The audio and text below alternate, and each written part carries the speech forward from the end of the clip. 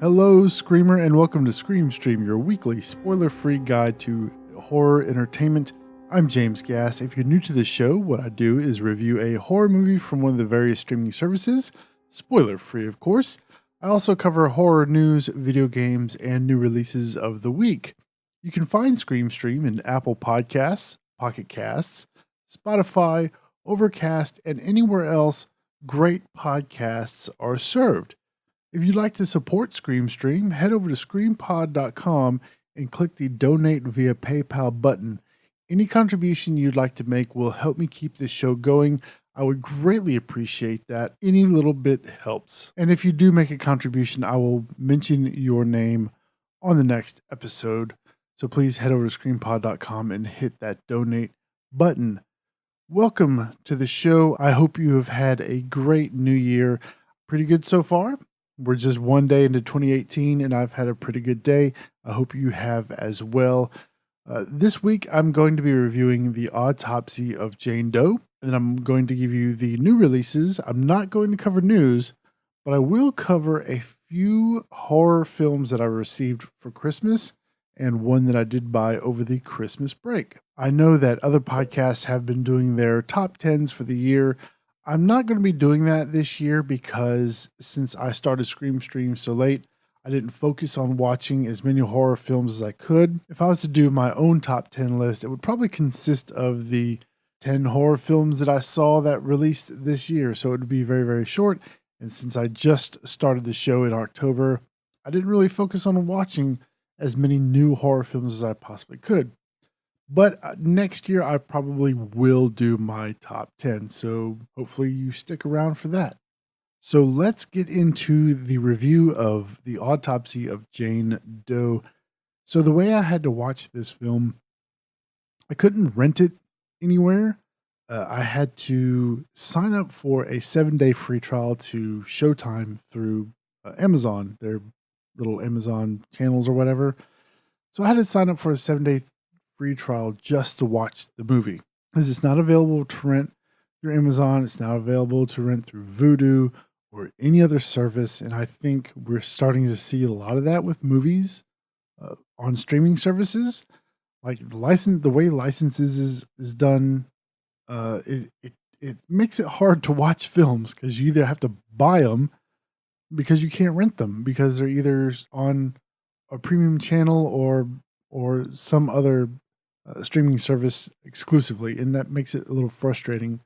So I'm kind of starting to lean more towards physical discs and going to like Redbox and stuff. But let's get into the review.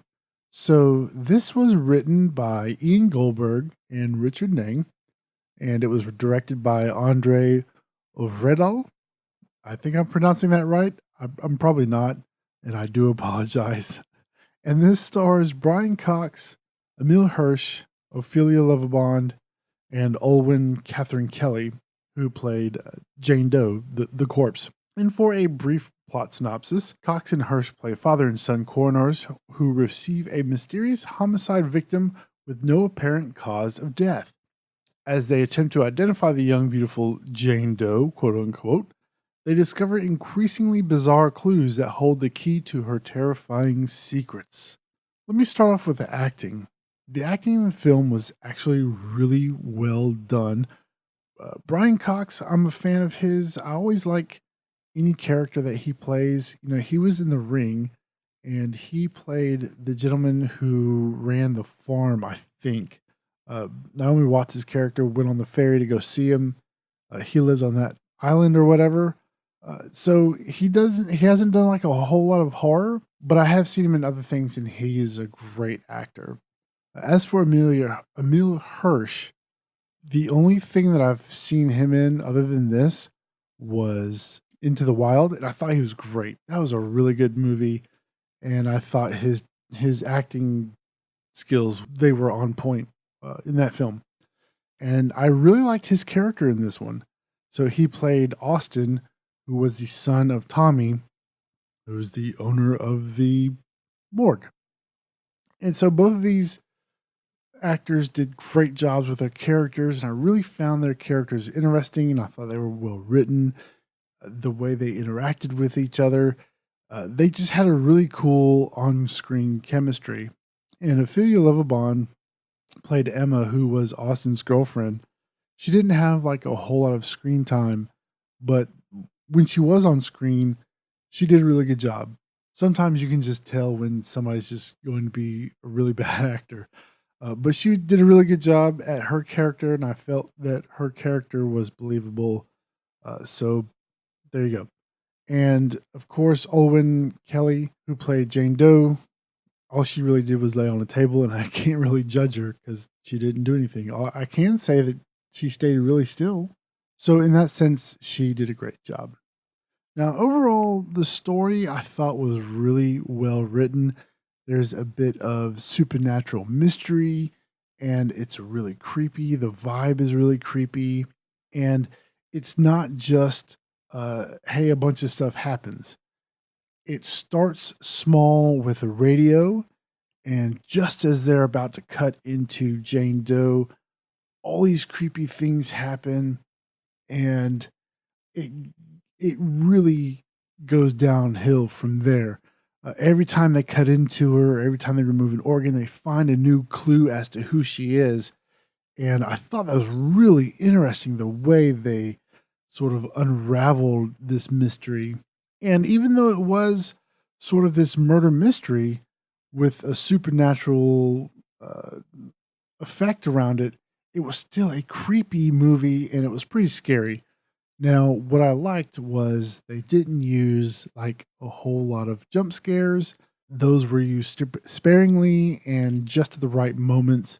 Most of it was pure suspense. The way horror films used to be done, where you didn't have just cheap jump scares to scare your audience, you had really suspenseful moments that led up to these little climaxes that really drove home that fear.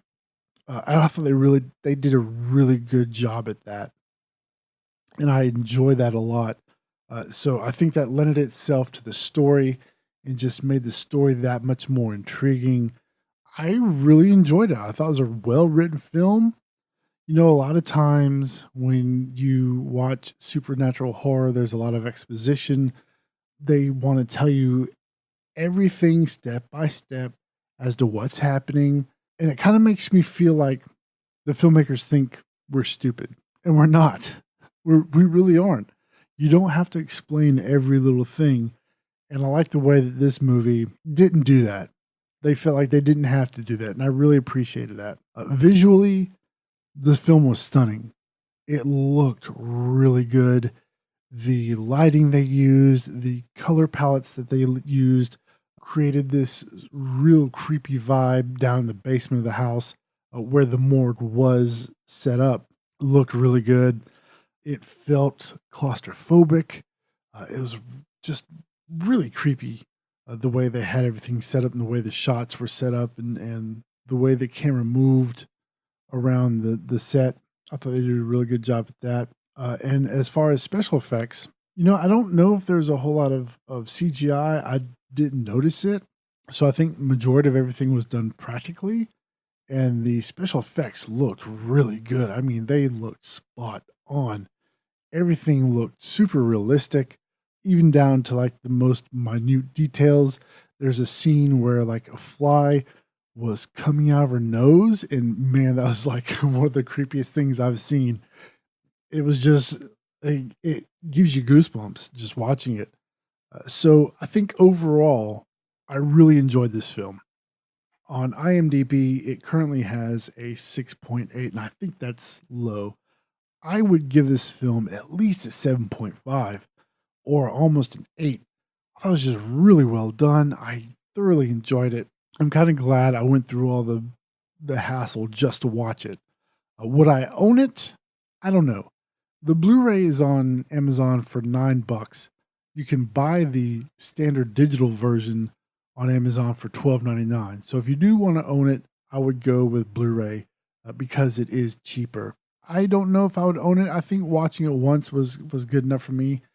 I don't know if it would be one of those films where I would just want to watch it every now and then, because there are some films that I do have I do like to watch every now and then, but I don't know if this is one of them. But it's still a really good film, so I highly recommend that you check it out. If you want to watch it digitally, do like the Showtime 7-day free trial like I did. You can just cancel before you get charged. And just on a note about that, I think that's really frustrating for us as consumers. We just want to rent a movie and just stream it. And I think the way licensing or licenses are being handled now, it's making it more difficult for us to be able to just watch a movie. I don't want to have to sign up for or subscribe to HBO streaming or Showtime streaming or Star streaming just to watch a movie one time. I just want to be able to rent it. And because the way these licenses are done, you can't do that. You either have to buy it or get this channel. And I find it really frustrating. It's starting to push me back more towards physical media. And I think that's really sad. Something needs to be done with that. I just think it's frustrating for all of us. And that's really all I want to say about that. I digress. So before I get into what's new on streaming, I want to talk about a few films that I got during the Christmas holiday. For Christmas, my wife gave me the collector's edition of Dawn of the Dead, and this was done by Scream Factory. And this is actually one of my favorite horror films. The opening sequence, or the opening sequence and the title sequence, are like my favorite sequences of any horror film. And I think the Johnny Cash song really helps out with that. I think if they used any other song other than When the Man Comes Around by Johnny Cash, it'd be a completely different story. But as it is, man, those are like my favorite opening and title sequences ever. The film is great.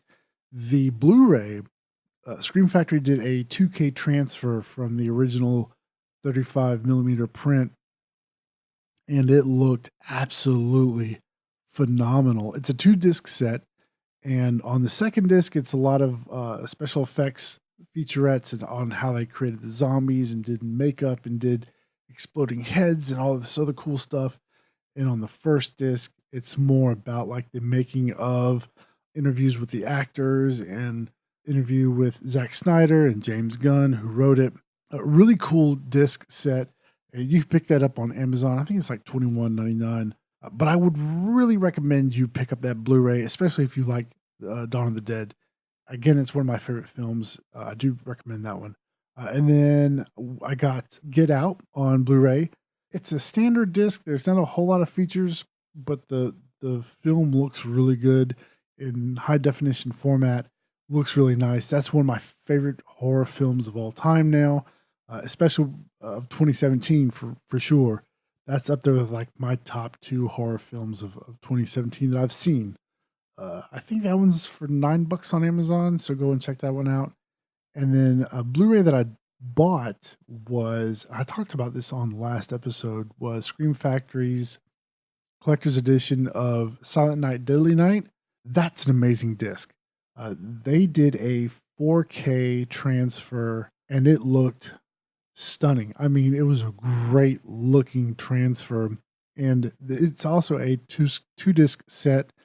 On the second disc is the unrated version, and to complete the film, they had to do parts of it in VHS format. It's still widescreen, but it doesn't look as good as the HD or the 4K transfer. They had to insert standard definition footage, but it doesn't really look that bad. It's not like, oh no, this looks horrible and I can't finish the film. It's nothing like that. It still looks really good. I love that movie. I remember watching it when I was a kid, and there's a lot of really good special features on that disc as well. There's like a 45-minute documentary with the actor who played Billy, with the writers and some of the producers and things like that. A really good documentary on how it got to be made. I do recommend that film. There's also interviews with some other cast members. There's a featurette where they share some of the letters that angry parents and teachers wrote in, talking about how much they hated the film and thought it should be banned.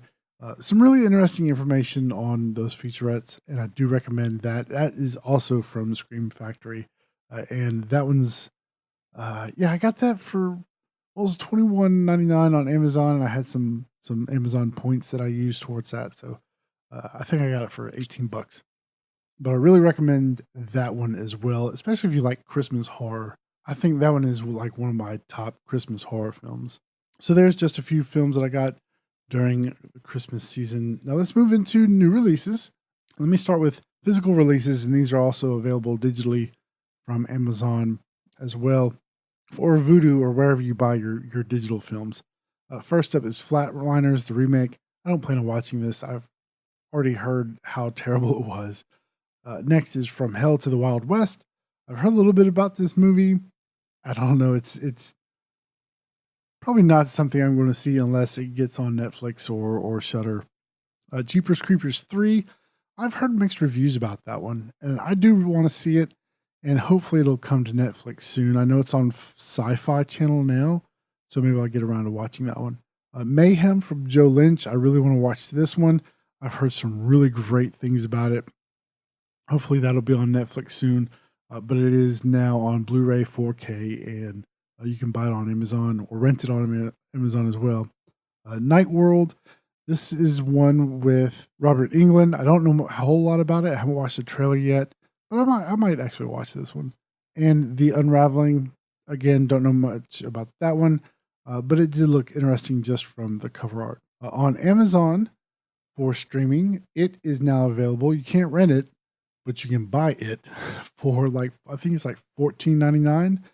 And you know what? Actually, I don't know if it's available for rent or not. No, it's just available for purchase. The standard definition version is $14.99 and the HD version is $19.99.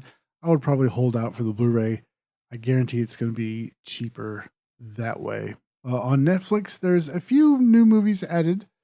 King Kong from 2005. This was Peter Jackson's remake of the original King Kong. Ghost House, which I do want to watch. It's about a couple who goes to Japan, I think, and essentially they inherit a ghost. From the trailer, it looked pretty good, and I've heard some mixed reviews, so I'll give that a shot and see if it's any good. Super Dark Times, I've heard about this one. I did not watch the trailer. I might watch this one. I'm not real sure. And The Exorcism of Emily Rose. I watched this one a while back, like a few years ago, and I remember liking that movie quite a bit. I might review that one for a later episode. And then on Shudder, we have It Stains the Sand Red. And I have to say, I started watching that, and I gave up 40 minutes in because it just could not hold my interest. I tried, I really did, and it just didn't do it for me. I don't know, it just, something about it, I just think it probably would have been better as a short film. Maybe. I don't know. Try it and see. It's on Shudder. It's also on Showtime's streaming service channel thing. So give it a shot if you have Shudder.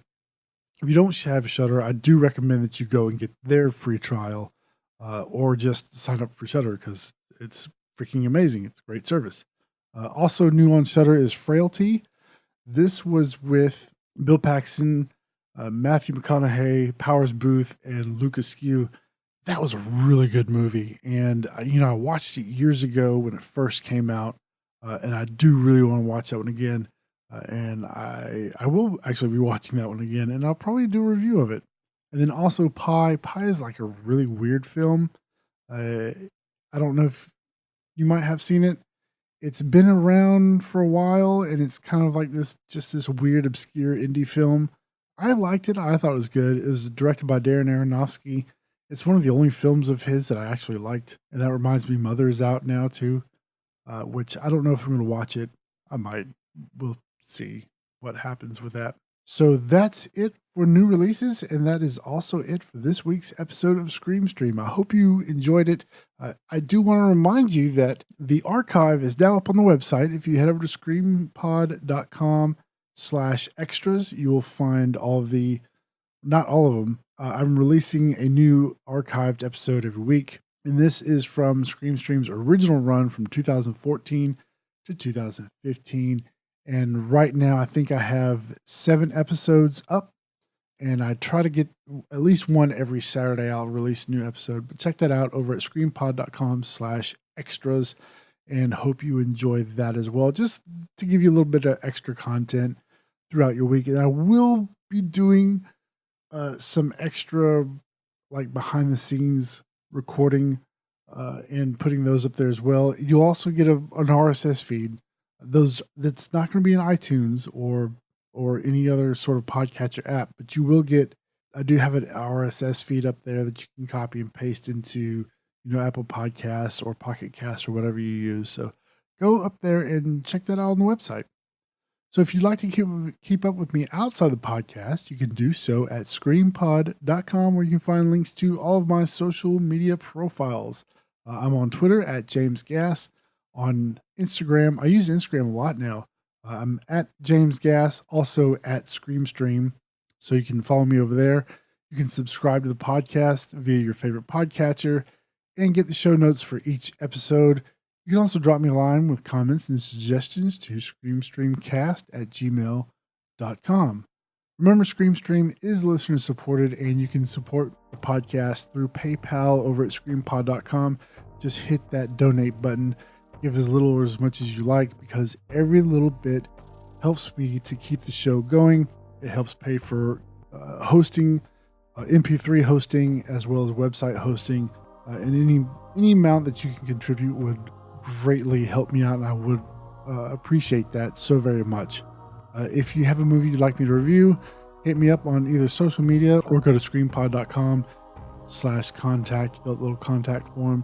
Remember to subscribe to the show on Apple Podcasts, Stitcher, Pocket Cast, TuneIn Radio, Spotify, anywhere that you can get podcasts.